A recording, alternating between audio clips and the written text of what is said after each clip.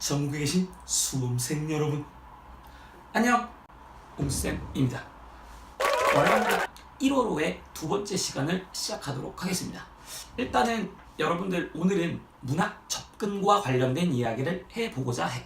문학과 관련돼서는 많은 아이들이 선생님한테 질문하기로 낯선 작품 혹은 처음 보는 작품들이 나왔을 때 문제를 푸는 것이 쉽지 않아요 라고 이야기를 하는데, 내가 너희들한테 전하고 싶은 건, 내가 문학을 잘하지 못한다면 왜 못하고 있는지에 대한 이유를 명확히 알자. 그 이유가 그냥 단순히 작품이 이야기하고 있는 바가 몰라서 답을 못 고르는 건지, 문제에서 원하는 것들을 못 찾는 건지, 아니면 알기는 알겠지만 제대로 보지를 못하는 건지, 문제에 있는지 선지에 있는지 그것이 작품에 있는지, 아니면 속도가 느린 건지, 답을 찾지 못하는 이유에 대해서 명확하게 스스로 파악하고 알아야 되고요. 그거를 아는 방법 중에 하나는 너희들이 클리닉을 통해서 혹은 모의고사 세트를 풀고 나서 왜 그런지를 정확히 짚어야 할 필요가 있다. 그거에 대해서는 그래도 모르겠대요. 그러면 선생님한테 직접 찾아와서 확실하게 알고 그거에 대한 연습과 훈련만이 정확하게 너희들의 문학 실력을 끌어올릴 수 있는 것이다. 본인의 상황이 무엇인지 상관없이 무엇이든지 간에 어떤 책을 푼다, 어떤 작품을 푼다, 그냥 기출을 푼다, 무조건 누가 한다는 거를 똑같이 따라한다, 이거 가지고는 곤란하다는 게 선생님의 의견이야. 뭔지 알겠니? 그래서 일단은 기본적으로 본인을 정확히 알자. 그러면 선생님과 함께 시작하기 전에 오늘 두 번째 시간인 만큼 너희들에게 간단한 이벤트를 해보고자 해.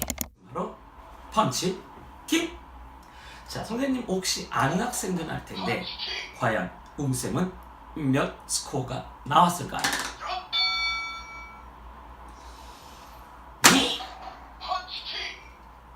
에라가 떴네요.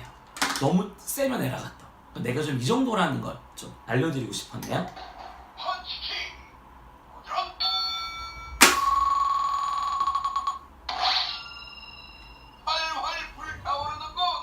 자, 몇 점이 나왔는지 점수를 맞춰주시면 좋겠습니다.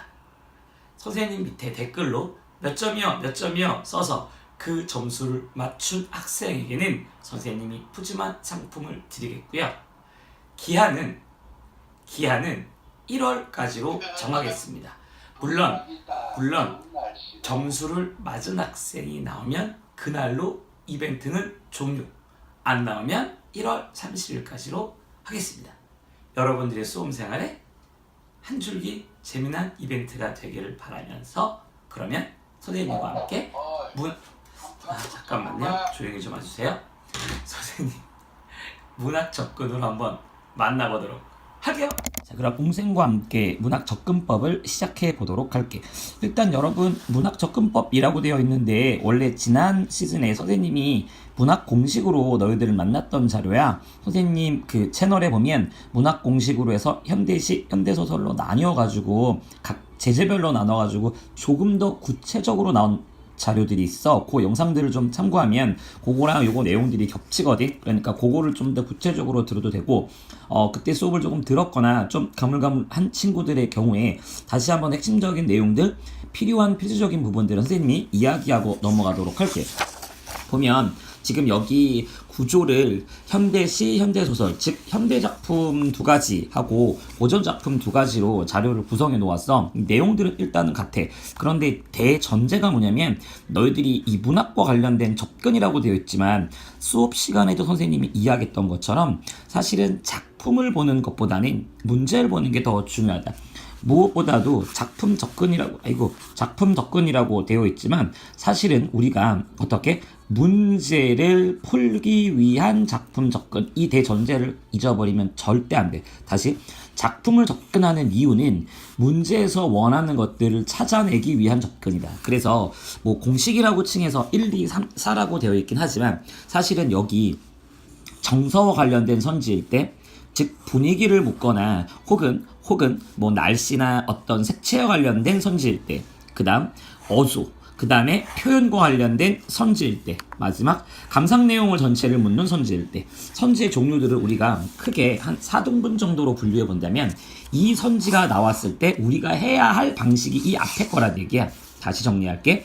어떤 선지가 나올 때마다, 즉 모든 작품이 나올 때마다 공식 1, 2, 3, 4를 적용해서 작품을 분석한 후 그 다음에 선지를 제거해가지고 문제를 푼다가 아니라, 문제에서 예를 들면 이것만 해결하면 돼. 다시 이 3번 표현만 해결하면 돼. 그럼 공식 3만 적용하면 된다는 얘기야. 이런 식으로 너희들이 현대시를 해결할 수 있으면 될 것 같아. 그럼 예를 들어 볼까? 자, 예를 들면, 자, 그냥 최근의 선지 중에 위시에 대한 설명 해놓고 화자는 땡땡땡땡땡한 정서를 통해 어쩌고 저쩌고 나와 있어. 그럼 우리가 작품 속에서 누구를 찾는다? 일단 나라고 된 부분들을 찾고 블라블라블라 마지막에 어떤 정서가 있어. 화자의 정서는 여기로 선지를 지을 수 있단 말이야. 쌤, 나가 안 나오면요? 나가 안 나오면 나를 써. 옆에다가 써. 그리고 나서 나가 무언가를 바라보고 있구나. 나가 뭐에 대해서 이야기를 하고 있구나. 그럼 그게 대상물이 되겠지. 근데 이제 보통은 화자에 대한 것들을 선지에 만들 때는 나가 나오는 경우들이 좀 많아. 물론 아닐 수도 있겠지. 자, 그러면 어쨌든 자, 선지에 따라서 작품을 보는 것 라고 서술어다. 특히 서술어 보는 것들은 매우 중요해. 서술어를 통해서 해결되는 게 너무 많으니까. 그 다음에 작품의 분위기 관련된 것들은 이 작품은 땡땡땡땡을 통해 음산한 분위기를 어쩌고저쩌고 유발하고 있다. 뭐 이런 것들이잖아. 땡땡땡땡을 통해 뭐 긍정적 분위기가 어쩌고저쩌고 뭐 이런 것들, 뭐 상황이 어쩌고저쩌고, 상황이나 분위기 어쩌고저쩌고라는 말이 나오면 우리는 보통 색채어나 날씨 혹은 특정 수식어와 관련된 부분들을 통해서 그 분위기를 지우려고 연습을 해보는 거야. 알겠니? 자, 그 다음에 어조 표현, 뭐 우울한 어조를 통해 혹은 암울한 어조 혹은 뭐 긍정적 어조 땡땡땡 어조가 드러나며, 그럴 때는 문장의 구조나 종결음의 말끝을 통해서 확인을 하셔야 되고요. 표현도 마찬가지야. 땡땡의 방법을 통해 혹은 비유적 표현이 사용되어 점증적 표현이 사용되어 표현 관련된 선지도 우리가 표현 탑10으로 정리를 수업 시기에 사실은 하기는 했는데, 그 표현과 관련된 것은 특정한 표현과 관련된 어미들이 있는 경우나 혹은 조사들이 확인해가지고 지규가 쓰였거나 뭐 비유가 쓰였거나, 아까 지규 비유는 뭐 같겠지. 네, 뭐 상징적인 표현이 있다거나 이런 부분들은 각 표현에 따른 정리법들이 또 있죠. 그래서 그거는 선생님 이제 기존 교재 나갔던 개추작 작품에 표현과 관련돼서 선지 지우는 법들에 대해서 또 정리가 되어 있으니까 그걸 토대로 또 한번 연습을 해봐. 그다음에 이제 마지막으로는 감상과 관련된 것들인데, 감상은 크게 내용적인 감상도 있을 수 있고 형식적인 감상도 있을 수 있어. 그런데 보통 감상은 어떤 게 많냐면 이러이런 것들을 통해 내가 무엇을 얻었다 혹은 무엇을 깨달았다 뭐 이런 식으로 감상을 하는 경우들이 많아. 그래서 보통 적용을 하는 거야. 그리고 보기하고 연결하는 경우도 상당히 많아. 보기를 통해 감상을 한 것, 보기에 해당하는 내용과 밑줄 친 뭐 A에 대한 B에 대한 내용으로 적절한 것, 이런 부분들이 많이 나오니까 거기에 대한 정리를 하시면 돼요. 자, 그 다음에 소설이야. 선생님 사실 최근에도 소설에 대한 아이들의 궁금함이나 혹은 상담 같은 것들을 많이 좀 받고 있는데, 아이들이 느끼기에 혹은 아이들이 많이 질문한 것들 중에 소설을 모두 읽어야 되나요? 모두 분석을 해야 되나요? 모두 분석 혹은 모두 읽기 뭐 이런 것들 있잖아. 이게 과연 해야 되는 것인가? 이런 질문들을 많이 하는데, 선생님 전에도 한번 말했던 것 같아. 소설도 마찬가지야. 문제에서 원하는 대로 하시면 돼요. 다시 문제에서 이 소설을 처음부터 끝까지 다 읽기를 원하고 있어. 그럼 읽어야 돼. 그죠? 문제에서 특정 부분만 가지고 혹은 이 부분을 앞뒤 내용을 통해서 추측할 수 있어서 그 근거를 찾게끔을 문제에서 원하고 있어. 그럼 그 행동만 하시면 돼. 어떤 건지 알겠니?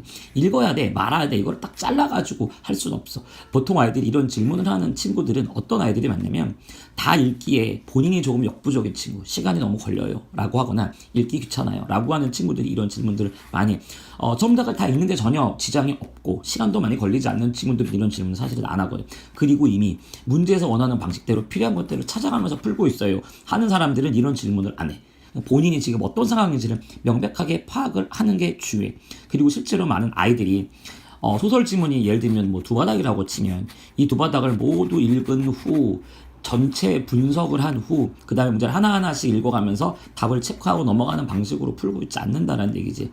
문제에서 먼저 문제를 읽고 찾을 수 있는 부분들을 먼저 확인을 한 다음에 진행을 하는 거야. 선생님이 말하고 싶은 것들 중에 하나는 여기 분석 공식이라고 해서 인물의 성격 심리 파악이 관련된 선지가 나왔을 때는 직접적으로 서술하는 부분들, 그 다음에 인물과 관련된 건 반드시 동그라미를 치셔야 돼. 그런데 너희들이 이제 어떤 습관이 자꾸 드냐면 정리해 놓은 거를 자꾸 보는 습관을 갖고 있으니까 실전에서 잘 안 되는 거야. 다시 소설의 인물들을 쭉 정리하거나 뭐 산문에, 물론 그걸 하지 말라는 건 절대 아니야. 그런데 너희들이 생각하셔야 되는 건 내가 정리한 것들에 대한 걸 근간으로 문제가 반드시 출제가 되는 건 사실은 아니거든.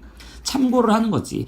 이런 식으로 정리를 할 수 있구나. 그럼 내가 만일에 이거를 보지 않고 새로운 작품이 나왔을 때도 이런 방식으로 인물 구조를 내가 확인할 수 있겠구나. 할 수 있는 능력을 갖추면 되겠구나. 그러니까 갈등이라든가 뭐 선과 악의 대립이라든가 몇 가지의 그 인물 구성은 좀 정해져 있는 것들이 있거든. 그런 걸로 우리가 보라는 얘기야. 정리하면 다시 현대소설도 그렇고 고전소설도 그렇겠지만 인물 파악하는 부분들은 우선순위인데 그것은 인물 문제일 때만 그런 거야. 인물과 관련된 어떤 누구누구에 대한 성격이나 심리 부분이 나오게 되면 해당하는 인물을 체크를 하셔서 그 인물의 외양 묘사나 행동이나 대사 부분을 중점적으로 선지를 지으려고 노력해라. 자, 그 다음에 사건과 관련된 선지가 나올 때가 있어. 무슨 사건을 토대로 어쩌고 저쩌고 블라블라 라고 나왔을 때 갈등이나 관계 부분들은 역시 자 반복되는 소재랑 그 다음에 인물 태도에 동그라미 치셔가지고 자 둘의 관계가 특히 갈등이 해소되었다. 어떻게 된다. 심화된다. 뭐 이런 식으로 많이 나오거든요. 그런 부분들을 확인해 볼 필요가 있을 것 같아. 자, 그러면 인물 선지, 사건 선지가 나왔을 때 확인해야 될 것. 결국은 이제 서술어라든가 반복 소재라든가 인물의 태도 부분들이 가장 클 거야. 자, 그럼 그 다음에 우리가 놓치면 안 되는 부분들이 바로 서술상 특징과 관련된 것. 일반적으로 소설 파트에서 위 글에 대한 설명이라도 되겠지만 서술상 특징으로 알맞은 것, 뭐 서술과 관련돼 가지고 진행하는 요소들이 굉장히 많아. 그러면 이 부분들은 뭐 최근 요소들도 그렇겠지만 과거에서도 많이 나오는 유형 중에 하나란 말이지. 그럼 이런 선택지가 존재할 때 우리는 제일 먼저 보는 것들은 문체적인 것들을 보셔야 돼요. 문체라는 거는 뭐냐면 첫 번째 문체를 확인하는 방법은 문장의 길이가 어떠한지. 자, 길이를 보세요. 자, 문장의 길이가 길다? 그럼 어떤 선지가 만들어지겠지? 호흡이 길다. 긴 문장을 통해. 이렇게 되겠죠. 문장의 길이가 짧다? 짧은 호흡을 통해. 혹은 뭐 짧은 문장이 어쩌고 저쩌고. 요렇게 정리가 되겠죠. 자, 그 다음에 꾸밈이 많다. 그 다음에 꾸밈이 적다. 이런 부분들로 정리하는 게 하나 있을 수 있고요. 그 다음에 또 하나는 구성적인 것들. 그러면 과거 현재의 구성인지, 그지? 그 다음에 아니면 시간의 흐름인지, 공간의 이동인지 이런 것들, 구성과 관련된 것도 다 서술상 특징에 나와 있는 부분이다. 그 다음에 어휘적인 부분들이 뭐냐면 방언이라든가, 그지? 아니면은 향토적인 말이 쓰였는지, 아니면 우리가 흔히 현학적이라고 그러지 어려운 한자어들이 쓰였는지. 그 다음에 시간의 흐름과 관련된 멘트가 있는지. 그래서 시간의 흐름, 그 다음에 방언, 향토의 사용, 그 다음에 과거, 현재, 구성과 관련된 것, 문장의 길이를 비롯한 어떤 표현 방식을 통한 문체의 특징, 이걸 가지고 서술상 특징을 확인하고 만드는 문제가 이루어진다. 자, 결국 서술상 특징은 시점하고 연결될 확률들이 되게 높아. 그러니까 우리가 시점을 찾을 때는 무조건 어떻게? 나를 체크한다. 다시 나가 있는지 없는지의 유무. 나가 있으면 몇 인칭이라고 우리 수업했지? 1인칭. 나가 없으면 몇 인칭? 3인칭이야. 그럼 보통 서술자가 작품 안에 있으면 나가 나오는 거고요.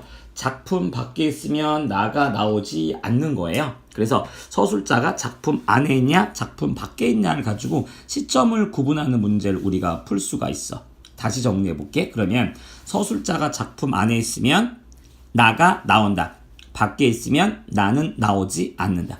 자, 정리할게. 소설과 관련된 선지 대표적인 게 서술상 특징, 그 다음에 인물, 이런 부분들 크게 두 가지로 나눈다면 좀 더 구체적으로 서술상 특징을 묻는 발문에서의 선지는 시간 흐름, 시점, 문체, 구성, 그 다음에 어휘, 특정 어휘를 통한 향토성, 이런 것들로 구성이 되기 때문에 그것들을 거꾸로 찾는 연습으로 생각을 해보면 되겠다. 그럼 시소설은 현대 부분들의 시소설은 이렇게 마무리를 치고요. 그 다음에 고전 읽기 관련된 공식을 조금 해볼게. 이것도 공식집에 좀 넣어놓긴 했는데 사실은 좀 줄였어. 하나, 둘, 셋, 넷, 다, 일곱. 고전 읽기 공식 총 7개만 너희들 머릿속에 입력을 해 두었으면 좋겠어.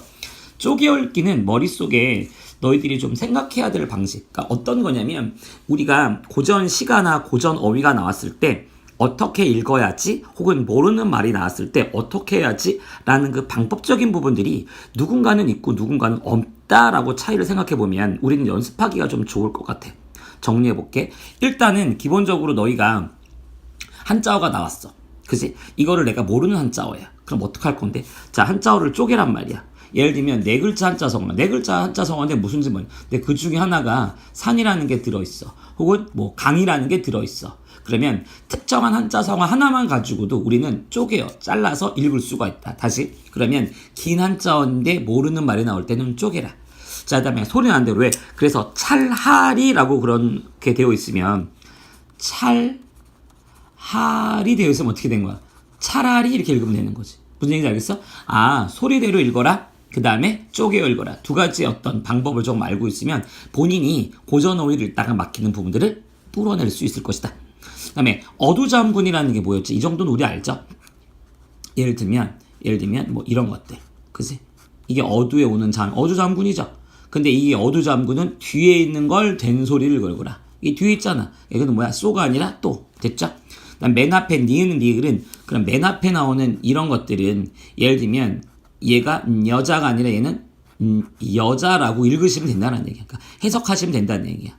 그 다음에 예를 들면 기생견이 아니라 기생전. 왜냐면 여기에서 이중모음은 또 단모음으로 바꾸래. 그럼 이게 이중모음이잖아. 단모음으로 바꿔. 그러면 얘는 디귿은 어떻게 하래? 지읒으로 바꿔. 얘는 어떻게? 전이라고 바꾸면 되는 거야. 됐니? 아, 이런 식으로 여기 법칙에 의거하여 읽는 습관을 가져봐. 막힐 때야. 안 막히고 읽어지면 그냥 읽으면 되는 거지 뭐. 막힐 때. 아래아는 요렇게. 얘는 요렇게.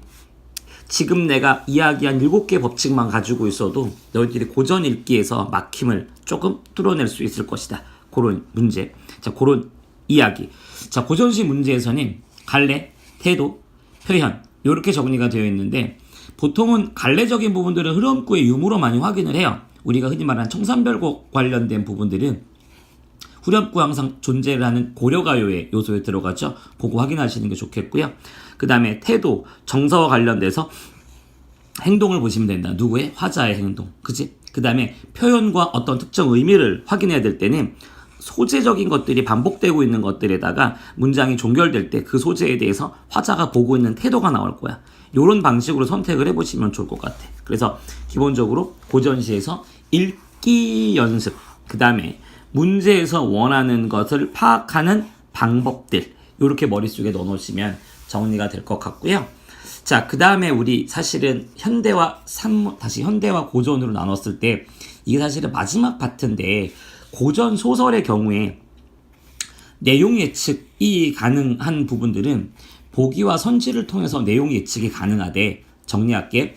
선생님이 이야기를 했던 대전제가 뭐였지 얘들아? 문제를 먼저 파악하는 것.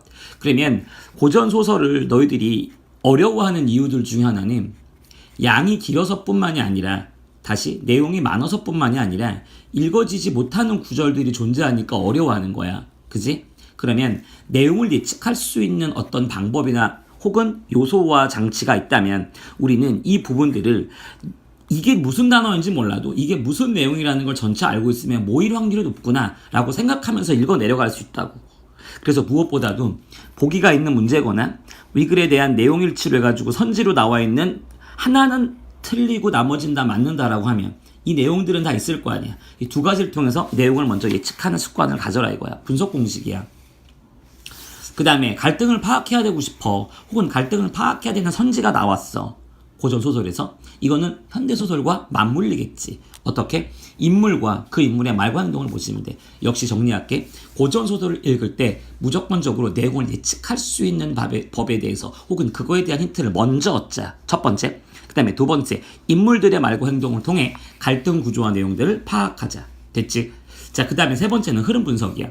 자, 이 흐름은 전체 내용 일치와 관련된 부분들 나오고 이 글을 통해 알 수 있는 것 정도로도 많이 나올 텐데 서술자 플러스 줄거리라고 정리가 되어 있는데 줄거리는 고전소설에서 나올 때도 있고 안 나올 때도 있어. 자, 나올 때는 반드시 읽으셔야 돼요. 이 줄거리를 파악해야 된다라는 전자의 줄거리를 써주는 거거든요. 그럼 줄거리를 통해서 전체 흐름을 파악하시고요. 서술자가 보통 고전소설은 나오기보다는 어떤 인물들이 나오겠죠. 그럼 인물들을 대하는 서술자의 태도 부분들이 나와. 그 인물들에 대해서 어떻게 보는지 이거에 근간으로 하여 흐름을 보는 연습을 하자. 자, 결국 마지막은 주제의식이죠. 그러니까 주제의식 선지거나 아니면 이 작품을 통해 얻을 수 있는 교훈이나 이 작품에서 주고자 하는 바를 물었을 때 우리는 반복되는 어휘거나 그러니까 비슷해요. 소재나 반복되는 어휘를 이거를 중심으로 해가지고 확인을 해보면 된다. 다시 이 소재나 반복 어휘에 앞뒤 문장, 이 소재나 어휘에 포함된 문장들을 통해서 주제를 확인하려고 연습하자. 자, 그러면 전체 내용을 파악하는 선지, 주제, 작품에서의 어떤 주제의식을 파악하는 선지, 갈등이나 내용을 예측해야 되는 상황, 이런 부분들의 요소일 때 어떻게 고정소설을 분석하고 연습하는지에 대한 이야기를 간단하게 해보았습니다. 자, 문제 접근에서 발문 유형들은 너희들이 쭉 읽으시면 될 것 같고요. 우리가 최근에 코드에서도, 선생님 코드에서도 발문과 선지를 빼놨어. 근데 이거는 너희들이 기본적으로 계속 발문의 종류가 이런 게 있구나. 선제 이런 종류가 있는데 예를 들면 이런 거. 현학적이라는 말은 뭐지? 보통 어려운 말로 이야기하는 것, 한자어 등등을 통해서 좀 더 유식한 척하는 것들 현학적이라고 그래. 이런 모르는 단어나 선지들을 체크하면서 그럼 구어는 뭐지? 실질적으로 습관적으로 하는 말들, 우리 하는 그냥 말투 있잖아. 구어적 말투. 그러니까 그래서 하는 뭐뭐니라 뭐뭐 이게 아니라 밥 먹었니? 뭐뭐야? 야, 참, 이런 것들 다 구어적이라는 거지. 그지? 그래서 이런 것들이 다 무엇이 이질적인 거, 다른 거. 그죠? 비약적인 것들은 생략을 통해서 결과를 유출하는 것. 이런 모든 어떤 단어나 선지에 나와 있는 말들을 내가 정확히 구분하는가에 대한 연습을 위해서 선지학습 공부를 하셔야 된다는 얘기야. 그 다음에 희곡 시나리오 부분들에 대한 발물도 해놨고요.